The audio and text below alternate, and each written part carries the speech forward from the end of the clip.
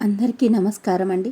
ఈరోజు నేను మీకు వినిపించబోయే నవల తులసీ దళం ఎపిసోడ్ 22 అండి.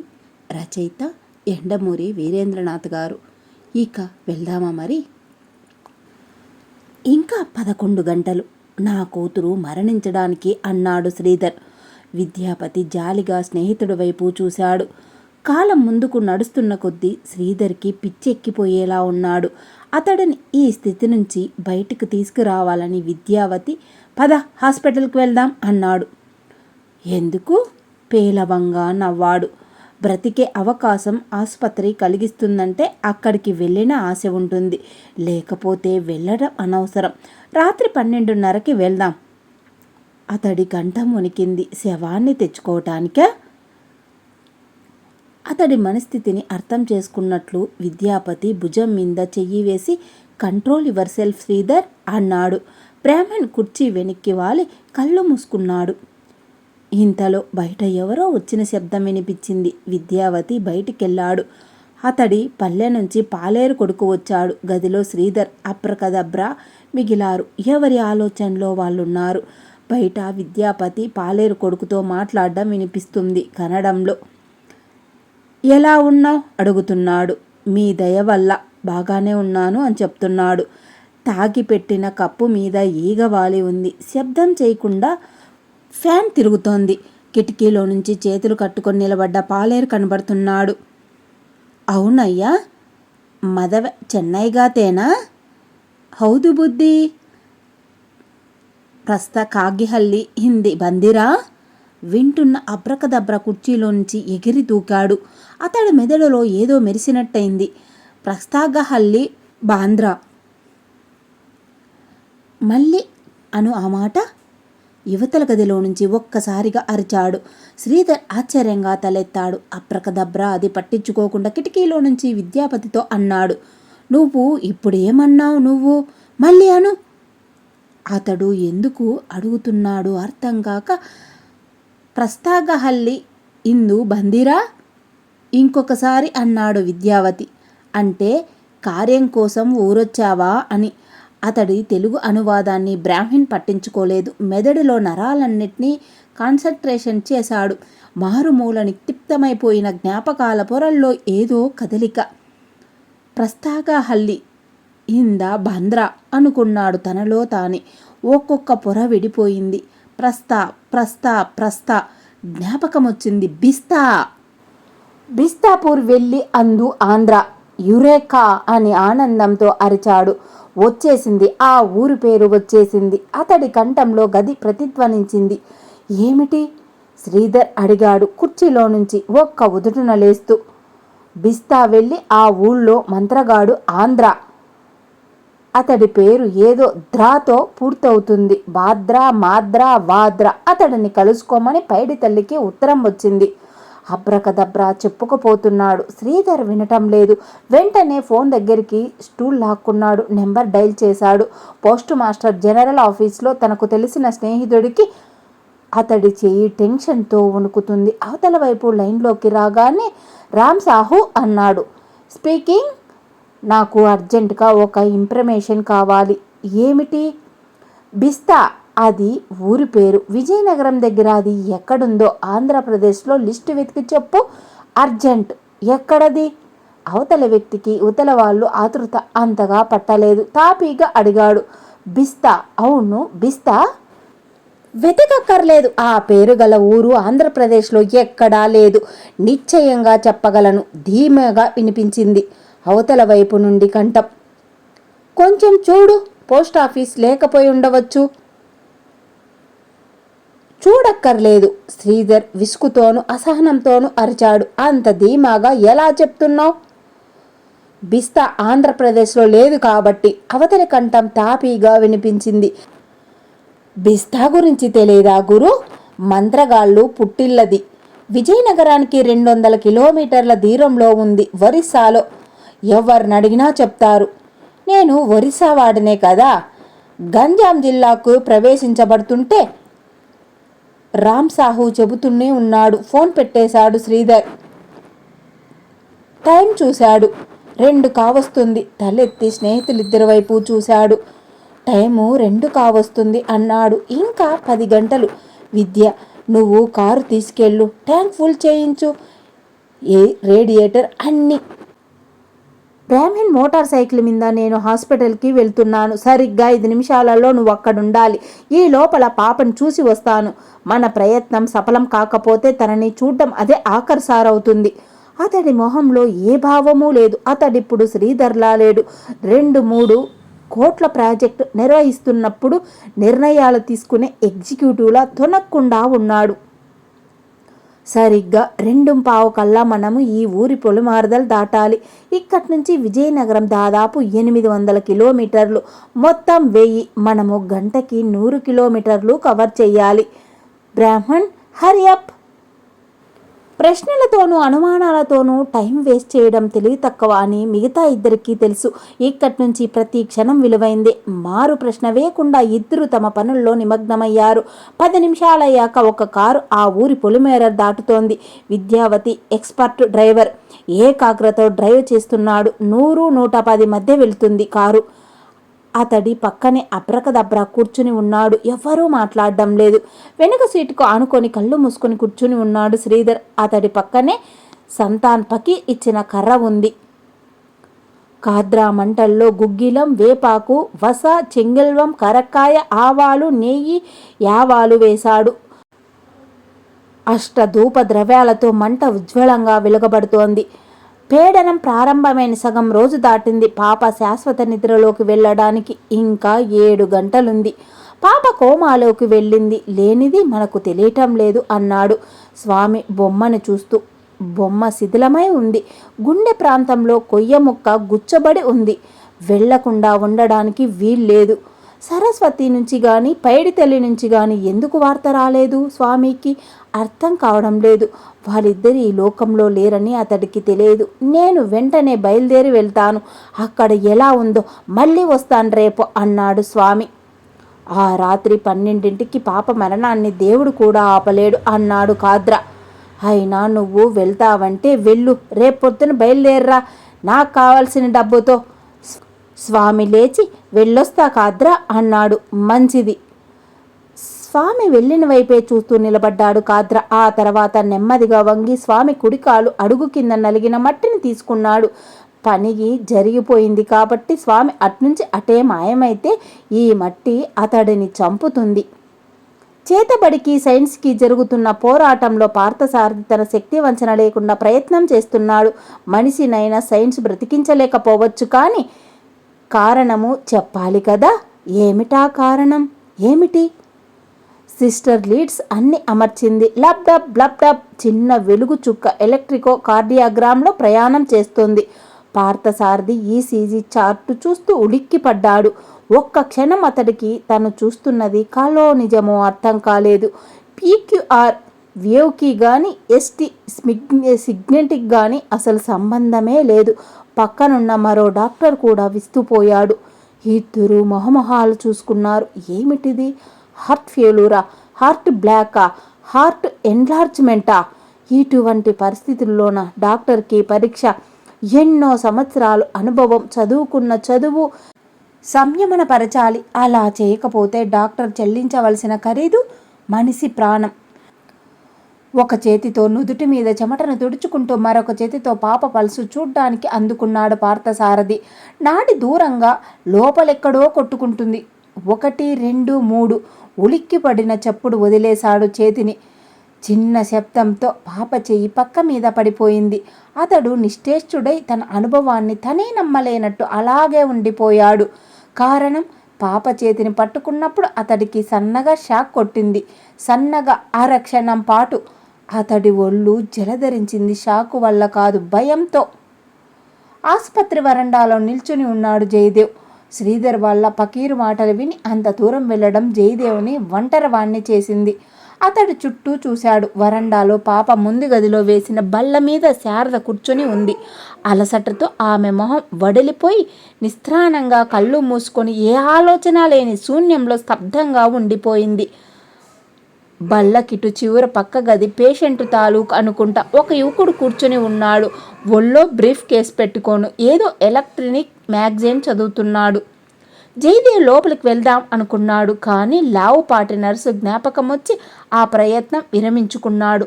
వెళ్ళి బల్ల మీద కూర్చున్నాడు. అలికిడికి శారద కళ్ళు విప్పి మళ్ళీ మూసుకుంది. అతడు వాచి చూసుకున్నాడు. 6:15. పక్క యువకుని మ్యాగజైన్ అడిగాడు. చదువుకుంటున్న అతడు జయదేవ్ హఠాత్తుగా అడగడంతో ఉలిక్కిపడి నవ్వి పక్కనే ఉన్న ఇంకొక పుస్తకం ఇచ్చాడు. జయదేవ్ బల్ల వెనక్కి ఆనుకొని పుస్తకం తెరిచాడు. అది ఎలక్ట్రానిక్ మ్యాగజైన్.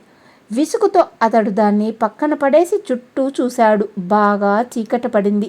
శారదగా అలాగే కూర్చొని ఉంది. ఆమెను డిస్టర్బ్ చేయడం ఇష్టం లేక అతడు గుమ్మం వైపు నడిచాడు.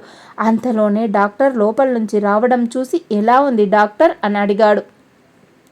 పార్థసారథి మొహం ఉద్రిక్తతో నిండి ఉంది. మాట్లాడకుండా లోపలికి నడిచాడు. వెనకే జయదేవ్ని రమ్మని. పక్క మీద పాప పడుకొని ఉంది. ఆమె శరీరం నుండి వైర్లు రకరకాల మీటర్లు కనెక్ట్ చేయబడి ఉన్నాయి. మనిషి శరీరం పరిణామాన్ని అంకెల్లో చెప్పే మీటర్లు. చిన్న చుక్క మీటరు ఒక చివర వెలిగి నెమ్మదిగా పయనించి ఇంకొక వైపు అదృశ్యమవుతుంది. చుక్క పయనంలో వంపుల్లేవు. గుండె బలహీనంగా కుట్టుకుంటోందన్నమాట. ఇంకొక రోజు బ్రతికితే అదృష్టవంతులమే అన్నాడు డాక్టర్. జయదేవ్ ముఖంలో మార్పు లేదు. ఆ విషయం డాక్టరు చెప్పక్కర్లేదు. పాపని చూస్తేనే తెలుస్తోంది. అతడికి కోపం వచ్చింది. డాక్టర్ మీద కాదు, శ్రీధర్ మీద. ఈ స్థితిలో కూతుర్ని వదిలి వెళ్ళిపోయినందుకు. పార్థసారథి ఏదో చెప్పబోయి మళ్ళీ ఆగిపోయాడు. జయదేవ్ మౌనంగా వెనుతిరిగాడు. ఇద్దరు బయటకు వస్తుంటే డాక్టర్ తటపటాయిస్తూ అన్నాడు, జయదేవ్ మీతో ఒక మాట చెప్పాలి. జయదేవ్ ఆగి ఏమిటన్నట్టు చూశాడు. గంట క్రితం పాప చేయి పట్టుకొని పల్స్ చూస్తుంటే అని చెప్పాలా అక్కర్లేదా అన్నట్టుగా ఆగాడు. ఏమైంది డాక్టర్? నన్ను గట్టిగా అడిగితే నిర్ధారణ చెప్పలేను కానీ అసహనంగా అన్నాడు జయదేవ్. పాప శరీరం సన్నగా షాక్ కొట్టింది. ఎంతో కాదు, చాలా తక్కువ, 20-25 వోల్టుల మధ్య. తనకే షాక్ తగిలినట్టు నిశ్చేష్టుడై ఉండిపోయాడు జయదేవ్. డాక్టర్ ఏదో మాట్లాడుతున్నాడు. అతనికి ఏమీ వినపడ్డం లేదు. పాప శరీరం కరెంటును బహిర్గతం చేస్తోంది. ఎలా ఇది సాధ్యం? పాప మంచం దగ్గరికి వడివడిగా నడిచి పరీక్షించాడు. సారథి అన్నాడు, అన్నీ నేను చూశాను జయదేవ్. ఎవరికైనా చెబితే నవ్వుతారని చెప్పలేదు. నేను వైర్లు చివరికి మంచం జరిపి కూడా చూశాను. ఇదంతా నా భ్రాంతి కావచ్చు. క్షణంలో 4వ వంతు కొట్టేదంతా. ఇప్పుడు అదంతా మళ్ళీ మామూలుగానే ఉంది. మంచం జరిపి చూసారా? చాలాసేపు నిశ్శబ్దం. జయదేవ్ చూపుడు వేలుతో నుదురు కొట్టుకుంటూ ఆలోచించసాగాడు. చప్పును ఏదో స్ఫుర్తించినట్టుంది. ఫోన్ ఉందా ఇక్కడ అడిగాడు. డాక్టర్ చేయి సాచి చూపించాడు. జయదేవ్ ఫోన్ చేసి సుధీర్ అన్నాడు. స్పీకింగ్. ఒకసారి వెంటనే రాగలవా? నీతో పాటు ఒక అమ్మీటర్ కూడా పట్టుకురా. నేను ఆసుపత్రి ఇంటెన్సివ్ కేర్లో ఉన్నాను. ఎందుకని అడగకుండా ఫోన్ పెట్టేసి 10 నిమిషాలలో వచ్చాడతడు. అతడికి 25 ఏళ్లుంటాయి. ఇంగ్లాండ్లో ఇంజనీరింగ్ చదువుకున్నాడు. తండ్రి తాలూకు ఫ్యాక్టరీ చూసుకుంటున్నాడు. పెదాల మీద ఎప్పుడు అబ్బోనో బొనోమియామో ఆడుతూ ఉంటారు. చాలా తెలివైన చురుకైన కుర్రవాడు. చెప్పండి గురువుగారు, ఏమిటి ఇంత హఠాత్తుగా ఫోన్ చేసి ఇంత చిన్న కోరిక కోరారు? వస్తూనే అడిగాడు. జయదేవ్ నవ్వి, నీకొక గంట టైం ఇస్తున్నాను. ఇదిగో ఈ పాప శరీరం నుంచి ఏదైనా కరెంటు పాస్ అవుతుందేమో చెప్పాలి నువ్వు అన్నాడు. గంట టైం ఇస్తున్నాను. సుధీర్ ఆశ్చర్యంతో కళ్ళు పెద్దవి చేసి, శరీరం కరెంటును ఇమినేట్ చేయడమేమిటి? దాన్ని అమ్మీటర్తో కొలవడమేమిటి? మీకేమైనా అని ఆగిపోయాడు. మతిపోయిందా అనకుండా. అవన్నీ తర్కరించడానికి టైం లేదు. చెప్పేది చేయి అన్నాడు జయదేవ్. పైకి మాట్లాడుతున్నాడు. మాటే గాని మెదడులో ఆలోచన తరంగాలు.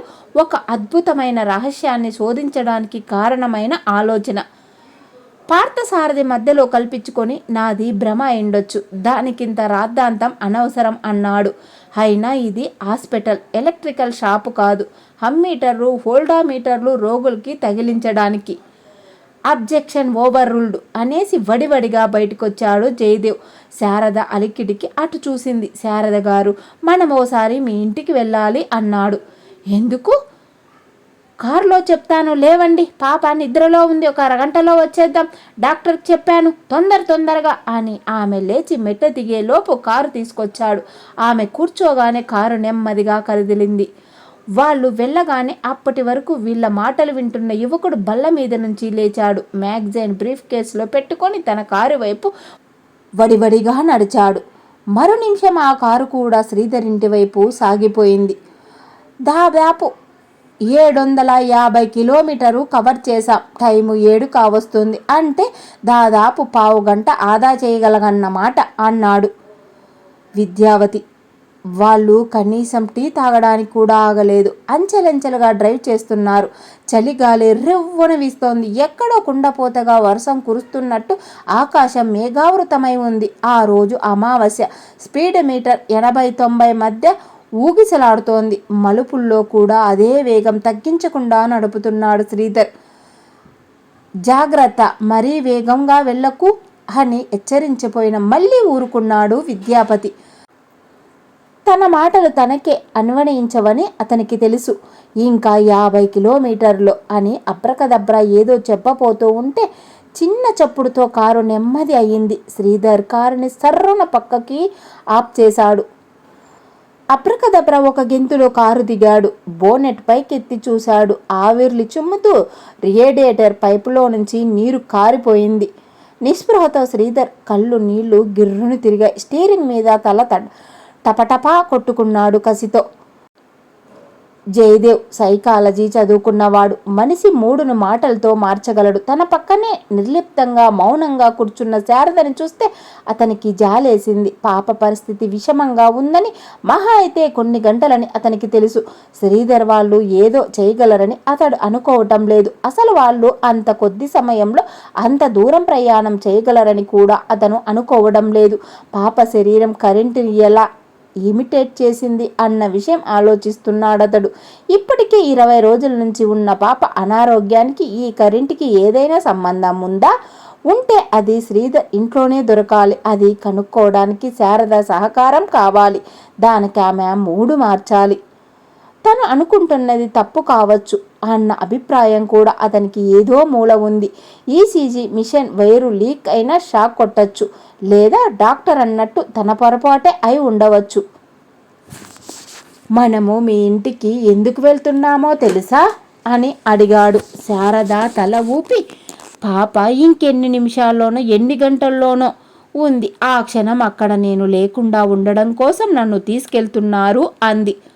అతడు నిశ్చేష్టుడై అది కాదు అన్నాడు.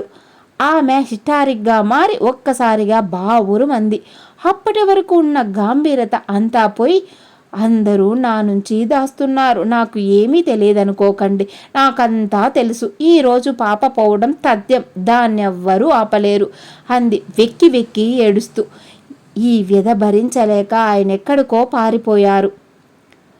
ఏడ్చే ఆడాలని ఓదార్చడం తెలియని ఒక సైకాలజిస్ట్, ప్లీజ్ మీరు ఏడవకండి, మీరేడిస్తే నాకున్న కాస్త ధైర్యం పోతుంది అన్నాడు. 2 నిమిషాలలో ఆమె తేరుకుంది. కళ్ళు పైటతో తుడుచుకుంటూ సారీ ప్రొఫెసర్ అంది. అప్పుడు చూశాడు ప్రొఫెసర్ తన కారు వెనకే ఇంకొక కారు రావటం. చాలాసేపటి నుంచి అది ఫాలో అవుతూనే ఉండడం. అతడి బ్రుకుట ముడిపడింది. ఎవరు తమని వెంటాడుతున్నారు? సరస్వతి చచ్చిపోయాడు. పైడి తల్లి రాత్రి శ్మశానంలో అంతమొందాడు. అంటే ఇక మిగిలింది స్వామి. జయదేవ్ దవడ కండరం ఆవేశంతో బిగుసుకుంది. కార్ అలాగే రివర్స్ తీసుకొని దానికి డ్యాష్ ఇద్దామనుకున్నంత కసి పెరిగింది. మళ్ళీ అంతలోనే సర్దుకొని కారు వేగంగా హెచ్చించాడు. వెనుక కారు వేగంగా కూడా పరిగెత్తింది. 2 నిమిషాలలో అతడు పోలీస్ స్టేషన్ ముందు కారు ఆపాడు. ఇదేమిటి ఇక్కడికొచ్చాం అంటుంది శారద. అతడు ఒక్క గెంతులో కిందికి దిగి వెనుక కారు నెంబర్ చూడబోయాడు. అదే అతడు చేసిన తప్పు. అతడు ఊహించలేనంత స్పీడులో ఆ కారు అతన్ని దాటి వెళ్ళిపోయింది. తన అజాగ్రత్తకి తనని నిందించుకున్నాడు. పోలీస్ స్టేషన్కి రావడంతో వెనుక వస్తున్నాడని అనుమానం వచ్చి ఉంటుంది. వేగంగా వెళ్ళిపోయాడు. తను కనీసం చౌకబారి డిటెక్టివ్ పని కూడా చేయలేకపోయాడు. తనని తానే తిట్టుకుంటూ కారు ఎక్కబోతుంటే లోపల నుంచి ఇన్స్పెక్టర్ వచ్చాడు. పైడితెల్లు కరెంటు కేసులో పరిచయమైన ఇన్స్పెక్టర్ జయదేవ్ను విష్ చేసి ఏమిటిలా వచ్చారు అన్నాడు. అసలు సంగతి చెప్పడం ఇష్టం లేక ఊరికనే ఆ శరణాలయం వాళ్ళ విషయం ఏదైనా తెలిసిందే అని అడిగాడు. లేదు అన్నాడు ఇన్స్పెక్టర్. ముగ్గురు మిస్సింగ్. ఈ శరణాలయము రామకృష్ణ ట్రస్ట్ అనే ఒక దేవాలయానికి సంబంధించింది. మద్రాసులో దేవాలయం. ఆ శ్రీనివాస్ పిల్లై అనే ఒక ఆయన ఆ వ్యవహారాలన్నీ చూస్తాడు. ఆయనకి ఈ శరణాలయానికి ఏదైనా సంబంధం ఉందా అని ఎంక్వైరీ చేశాం. అటువంటిది ఏమీ లేదు. ఆయన పరమ సాత్వికుడు, దైవ భక్తుడును. వీళ్ళ ముగ్గురే ఇక్కడ శరణాలయం పేరిట ఈ పనులన్నీ చేస్తున్నారు. ఇన్స్పెక్టర్కి షేక్ హ్యాండ్ ఇచ్చి కారెక్కాడు జయదేవ్. పోయి అన్నాడు అబ్రకదబ్ర. ఎక్కువ నీళ్లు వేస్ట్ చేయకుండా జాగ్రత్తగా పోయి. విద్యాపతి పోయేసాగాడు. స్టీరింగ్ మీద నిస్త్రాణంగా తలపెట్టుకున్న శ్రీధర్ విస్మయంతో తలెత్తాడు. బ్రాహ్మణ్ 2 చేతులు లోపలికి పెట్టి కర్చీపుతో పైపు కట్టసాగాడు. విద్యాపతి, శ్రీధర్ ఇద్దరు బ్రాహ్మణ్ణే చూస్తున్నారు. కింద పెదవిని పంటితో నొక్కుపట్టి కర్చీప్తో బిగిస్తున్నాడు. కర్చీప్ బలంగా బిగించడం కోసం అతడి పెదవి నొక్కి పట్టలేదని పైన విద్యాపతి నీళ్లు పోస్తుంటే కింద అతడి చేతుల మీద సలసల కాగే నీళ్లు పడుతున్నాయని, పడిన చోటల్లా చేతులు అప్పటికప్పుడు బొబ్బలెక్కుతున్నాయని వాళ్లకు తెలుసు. 2 నిమిషాలలో పని పూర్తి చేసి వచ్చి కూర్చుని స్టార్ట్ క్విక్ అన్నాడు. శ్రీధర్ కార్ స్టార్ట్ చేయలేదు. బ్రాహ్మణ్ అన్నాడు. నో సెంటిమెంట్స్ ప్లీజ్ అన్నాడు బ్రాహ్మణ్. కారు కదిలింది. విండోలోంచి వస్తున్న చల్లగాలి బొబ్బలెక్కిన చేతుల్లో చల్లారుస్తుండగా తల వెనక్కి వాలి కళ్ళు మూసుకున్నాడు. కారు ఈ స్థితిలో ఇంకొక 10 మైళ్ళ కన్నా ఎక్కువ ప్రయాణం చేయదని, కొత్త పైపు వేయటానికి అరగంట పడుతుందని తెలుసు. అతను అలా ఆలోచిస్తూనే ఉండగా కారు మళ్ళీ ఆగిపోయింది. Level crossing. అదృష్టవశాత్తు రైలు వస్తుంది. దూరంగా లైటు కనపడుతోంది. అప్రకదప్రా వాచి చూసుకున్నాడు. 5 నిమిషాలు తక్కువ 8 అయింది. అతడి రైలు వైపు కసిగా చూశాడు. ఆ రైల్లోనే స్వామి ప్రయాణం చేస్తున్నాడని వాళ్ళకి తెలియదు. శ్రీధర్ ఇంటి ముందు కారు ఆపి దిగండి. 5 నిమిషాల కన్నా ఎక్కువ సేపు పని ఉండదు. పైడి తల్లి వాళ్ళ గది వెతకాలంతే అని వడివడిగా నడిచాడు జయదేవ్ లోపలికి. పైడి తల్లి గదిలో బద్దలైన పటం అలాగే ఉంది. ఇంకా క్రింద వేసిన ముగ్గు, సాలెగూడు అలానే నిశ్చలంగా ఉన్నాయి. జయదేవ్ ఒక మూల నుంచి వెతకడం ప్రారంభించాడు. ముందు బట్టలు, తర్వాత పెట్టె, అద్దం వెనక అన్నీ వరుసగా వెతికాడు. గదంతా వెతకడానికి అరగంట పట్టింది. ఒక్కొక్క నిమిషము గడిచే కొద్దీ అతడిలో టెన్షన్ పెరుగుతూ ఉంది. నుదుటి మీద చెమట పట్టింది. అసలు ఏం దొరుకుతుందని వచ్చాడు తనిక్కడికి? వీళ్ళు నిజంగా పాపకి చేతబడి చేయించి ఉంటే దానికి తర్కాణాలు ఇక్కడెందుకు ఉంచుకుంటారు? ఒకవేళ అవి దొరికినా లాభమేమిటి? గదిలో ఇక వెతకవలసిందేమీ లేదని నిశ్చయించుకొని అతడు బయటకు వచ్చి శారద గారు అని పిలిచాడు. ఆమె వంటింట్లో నుంచి జవాబిచ్చింది. కాఫీ కలుపుతుంది. ఇప్పుడెందుకు ఈ శ్రమంతా అన్నాడు నొచ్చుకుంటూ. పాప జీవితంలో ఇంకొక 4 గంటలే అని తెలిస్తే ఈమె ఇలా ఉంటుందా అని అనుకుంటూ. మా కోసం మీరు పడుతున్న శ్రమతో పోలిస్తే ఇదే పాటిది అన్నది శారద. అతడు డైనింగ్ టేబుల్ పక్కనే కూర్చుని మీరు తాగుతానంటేనే నేను అన్నాడు. ఆమె విషాదంగా నవ్వి పాపకు అలా ఉంటే ఇప్పుడు నాకు కాఫీయే తక్కువ అంది. అలా అయితే నాకు వద్దు లేవబోయాడు. సర్లేండి అందామె పంచదార డబ్బా తీస్తూ. మీకు షుగర్ ఎక్కువ వేయాలా? మీడియం. ఆమె స్పూన్తో పంచదార కలిపి డబ్బా తిరిగి దాని స్థానంలో పెట్టబోతుంటే అప్పుడు చూశాడు అతడు డబ్బాలు పెట్టుకునే అరలో గోడ మీద ఉన్న చిన్న డయాగ్రామ్ని. కుర్చీ స్పీడ్గా వెనక్కి జరిపి ఒక్క అంగుళంలో దగ్గరికి వెళ్ళాడు. గోడ మీద పెన్సిల్తో వేసిన బొమ్మ. ఒక లెక్కల కుర్రవాడు ఆలోచన వచ్చినప్పుడు కాగితం దొరక్క గోడ మీద లెక్కలేసినట్టు చిన్న డయాగ్రామ్. అతడు దాన్ని పరీక్షగా చూశాడు. ఇంతటితో ఈ ఎపిసోడ్ ముగిద్దామండి. మిగిలింది నెక్స్ట్ ఎపిసోడ్లో విందాం. ఇంతవరకు నేను చెప్పిన వాటిలో తప్పులు ఏమైనా దొర్లింటే పెద్ద మనసుతో మన్నించాలని కోరుకుంటూ సెలవు తీసుకుంటున్నా. అన్నట్టు మాట అండో ఈ నవల కానీ మీకు నచ్చినట్లయితే లైక్ చేసి, షేర్ చేసి, సబ్స్క్రైబ్ చేయండి ప్లీజ్.